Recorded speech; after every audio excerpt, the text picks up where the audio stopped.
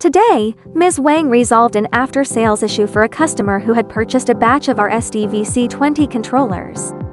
However, its operating environment is very special. It needs to be installed in the distribution box before it can be used, which makes it difficult for engineers on site to adjust the speed. So I found Ms. Wang and asked her if there was any good way to solve this problem. It's straightforward. Ms. Wang can easily use a small potentiometer to control the speed of our SDVC20S with an external potentiometer. Here, Ms. Wang would like to remind you that we recommend using a 1000 resistance linear potentiometer. First, we connect the power cord of the potentiometer to the first corner, the ground wire to the 7th corner, and the input wire to the 8th corner.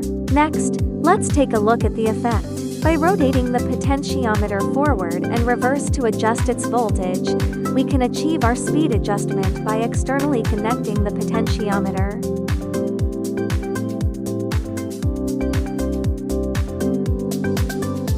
In this way, no matter what environment our controller is in, we can easily realize the remote control speed regulation function. Hi everyone, if you have any questions about the controller and vibratory feeder bowl, you can comment on Ms. Wang, and I will solve them one by one.